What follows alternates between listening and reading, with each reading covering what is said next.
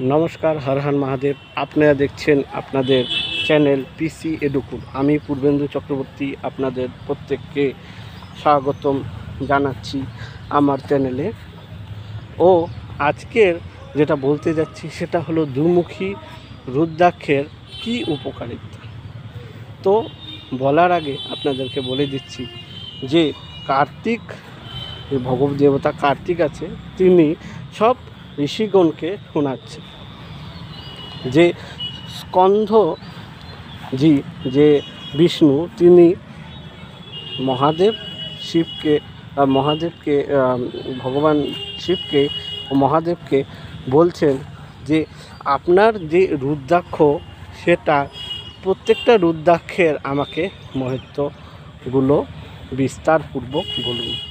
তো তার প্রতিপেক্ষে শিব ঠাকুর বলছেন যে হে দেব, আমার যেগুলো রুদ্রাক্ষ আছে প্রত্যেকই আমার একটি অভিন্ন অঙ্গ ও প্রত্যক্ষ, ও এটা পড়লে, এই রুদ্রাক্ষ ধারণ করলে অতি শীঘ্রতে মহাদেব শিবের আশীর্বাদ লাভ করা যায়। ও একমুখী রুদ্রাক্ষের বিষয়ে উনি বললেন যে একমুখী রুদ্রাক্ষ যে পড়ে সে স্বয়ং আমাকে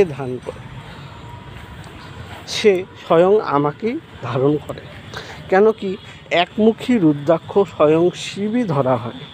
তাকে অঘোর শক্তি ও শিবের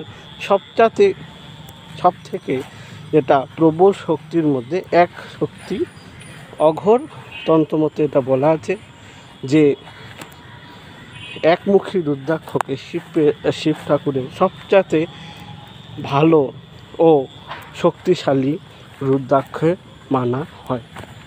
এখন দুমুখী রুদ্রাক্ষ আরও প্রবল শক্তিশালী এবং এটা শিব শক্তিকে কিন্তু চিনাক্তকরণ করে, শিব শক্তিকে বোঝায়।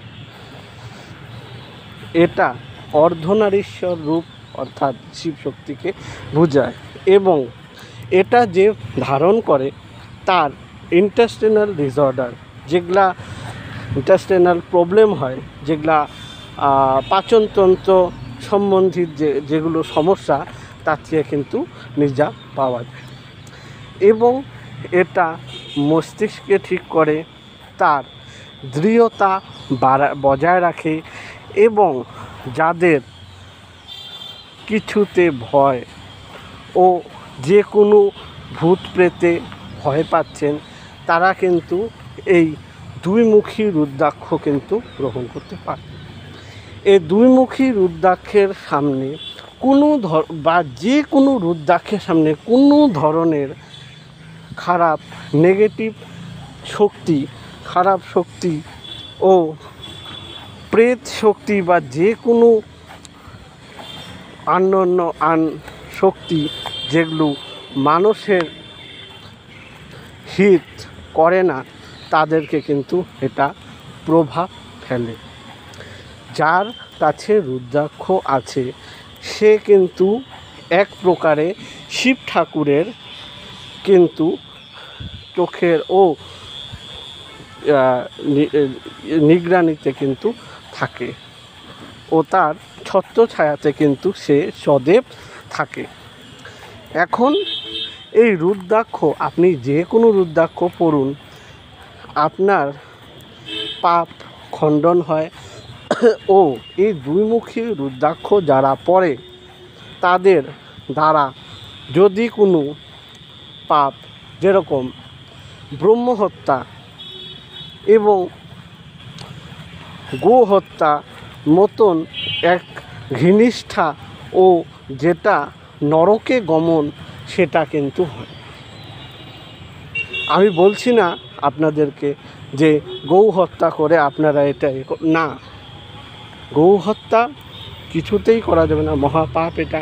কেন কি গৌ হত্যার মধ্যে, গোয়ের মধ্যে নবগ্রহ এবং ব্রহ্মা বিষ্ণু মহেশ্বর এরা সর্বদেব দেবী কিন্তু নিবাস করে এবং যাদের দ্বারা ভুলে কোনো গরু বা যে কোনো জানোয়ারের ক্ষতি পৌঁছিয়েছে, অজান্তে ক্ষতি পৌঁছিয়েছে, তারাই কিন্তু এই রুদ্রাক্ষ পরে এই ক্ষতির হাত থেকে কিন্তু বাঁচতে পারেন। ও আপনার যেটা ভুল সেটার কিন্তু সাজা এবং শাস্তি কিন্তু আপনারা পাবেন। এবং আপনারা যদি ইচ্ছাকৃতভাবেও কোনো দুষ্কর্ম বা অজান্তে দুষ্কর্ম করে থাকেন তাহলে কিন্তু বাঁচতে পারেন। কিন্তু কিছু ধরনের দুষ্কর্ম আছে যেটার হাত থেকে কিন্তু আপনাকে কেউ বাঁচাতে পারে না। যেরকম আমি বললাম গৌ হত্যা, আরও অনেক ধরনের এরকম কাজ আছে যেগুলার হাত থেকে কিন্তু ভগবান শিব আপনাকে বাঁচাতে পারে। এখন আমি বলতে চলছি যে এটা পড়লে আপনাদের নিউরো সিস্টেম কিন্তু কিছুটা কন্ট্রোলে থাকবে, মস্তিষ্ক কন্ট্রোলে থাকবে ও নার্ভের জাতীয় যাদের প্রবলেম হচ্ছে, সমস্যা হচ্ছে, স্নায়ু সমস্যা যাদের হচ্ছে, তাদের কিন্তু এই রুদ্রাক্ষ ধারণ করলে কিন্তু আপনারা এর হাত থেকে নিজাম পেতে পারেন। কিন্তু আপনাদের যে সমস্যা, যে অসুবিধা, যে ডিজিজ আপনাদের হয়েছে সেটা কিন্তু ডাক্তারের দ্বারা প্রপার ডায়াগনোসিস কিন্তু করানো অতি আবশ্যক। এবং কিছু যদি প্রবলেম এবং সমস্যা অসুস্থ হন তাহলে কিন্তু অবশ্যই ডাক্তারকে কিন্তু দেখাবেন এবং যাবেন এবং তার প্রপার ডায়াগনোসিস করে তার ওষুধ খেয়েই কিন্তু এর থেকে নিজাত পেতে পারবেন আপনারা। এছাড়াও এটা করে আপনি কিন্তু দেখতে পারেন, কেন কি স্বয়ং শ্রীরাম তার ভাই লক্ষ্মণ যখন মূর্ছিত পড়েছিল তো তখনও কিন্তু সে বিলাপ করলো, সে পারলে তাকে বাঁচাতে পারত, কিন্তু সে কিন্তু সেটা করেনি। কারণ হনুমানজি যে কিন্তু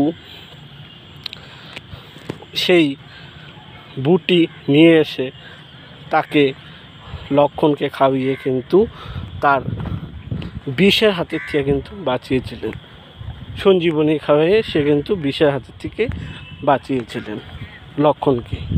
তো এটার থেকে আমরা বলতে পারি যে ভগবান পর্যন্ত আমাদের যে মেডিকেল সায়েন্সের যে আরম্ভণিটা দিয়ে গিয়েছেন সেটা আপনারাও কিন্তু অবলম্বন করতে পারেন। এবং এই দুইমুখী রুদ্রাক্ষ পড়লে আপনাদের সহস্র যজ্ঞ, চন্দ্রযজ্ঞ, যেরকম নবগ্রহ যজ্ঞ এবং মহামৃত্যুঞ্জয় যজ্ঞ, অর্ধনারীশ্বর যজ্ঞ এবং গণ্ডমূল যজ্ঞরও কিন্তু এটার ফল পাওয়া যায়। অন্যান্য সহস্র যজ্ঞের কিন্তু ফল পাওয়া কিন্তু যায়। ও দানেরও কিন্তু কিছু শতাংশ ফল কিন্তু পাওয়া যায়, কিছু শতাংশ ফল কিন্তু পাওয়া যায়। এবং এখন যারা তা সেটাকে গ্রহণ করে পড়বেন, আমি বলেছি 4টা বেদ মন্ত্রের দ্বারা, শিব গায়ত্রী মন্ত্রের দ্বারা ও শিব কাপালি মন্ত্রের দ্বারা। কিন্তু এখানে ব্যাপারটা হচ্ছে যে সে কুলাকুল চক্র দ্বারা মন্ত্র চিনাক্তকরণ যেটা আপনার ঠিক এবং কোনটা আপনার জন্য সঠিক সুইটেবল সেটা কিন্তু আপনারা অবশ্যই বার করুন এবং সঠিক মন্ত্র যেটা আপনার উচিত সেটাকে কিন্তু অবলম্বন অবশ্যই করিতে হবে। এখন যারা এই রুদ্রাক্ষটি ধারণ করবেন তারা অবশ্যই অর্ধনারীশ্বর পূজা করেই কিন্তু ধারণ করতে পারেন, বা মন্ত্র পড়ে শিব অভিষেক মন্ত্র করে কিন্তু করতে পারেন। শিব অভিষেক মন্ত্র করে করতে পারেন, বা শিব গায়ত্রী মন্ত্র করেও করতে পারেন। এবং দীক্ষা ও ব্রাহ্মণ ছাড়া কিন্তু গায়ত্রী মন্ত্রের জায়গায় আপনারা কিন্তু মহামৃত্যুঞ্জয়েরও কিন্তু মন্ত্রেরও কিন্তু চয়ন করতে পারেন। কেন কি ব্রাহ্মণ ও যারা দীক্ষাভূত হয়েছে, যারা দীক্ষা নিয়েছেন, দীক্ষিত লোক, তারাই কিন্তু কাপালি মন্ত্রের কিন্তু উচ্চারণ করবেন। দেখুন, এখন সব মন্ত্রের প্রথম অক্ষর আপনার জন্য কিন্তু ঠিক নয়, এবং তারা ওম বলিবে না, তারা নম বলিবে। হর হর মহাদেব। আমার এই ভিডিও যদি আপনাদের ভাল লাগে তো অবশ্যই শেয়ার করুন। এবং আমি যেটা বললাম যে স্বয়ং আদিকাল রামায়ণের থেকে এই মেডিকেল সায়েন্সের কিন্তু প্রথা চলে আছে, ও নিজে কিন্তু ভালো সেই সমস্যা ও অসুখের কিন্তু মেডিকেল সায়েন্সের দ্বারাই এটা কিন্তু কিওর হবে, এবং এটাই কিন্তু প্রকৃতির নিয়ম। এবং তার অতিরিক্তে সেই সঞ্জীবনী যেটা বুটি, সেটা কিন্তু আপনাদের মেডিসিন। তার অতিরিক্তে শিবের নাম, সেটা হচ্ছে আপনাদের ইমিউনো বুস্টার, সেটাও করবেন। এবং শিব ঠাকুরের কবচও নেবেন, সেটাও কিন্তু নেবেন। কিন্তু চিকিৎসা করানোর অতিরিক্তে নেবেন ও করবেন। যদি সমস্যা বেশি হয় বা কম হলেও যে কোনো ইয়েতে কিন্তু মেডিকেল সায়েন্সেরই চয়ন করবেন, বৈদ্যকে কিন্তু অবশ্যই দেখাবেন। নমস্কার, হর হর মহাদেব। সুস্থ থাকুন সবাই। হর হর মহাদেব। আর এই ভিডিও যদি আপনাদের ভাল লাগে তো লাইক, শেয়ার, সাবস্ক্রাইব অবশ্যই করবেন। ঠিক আছে।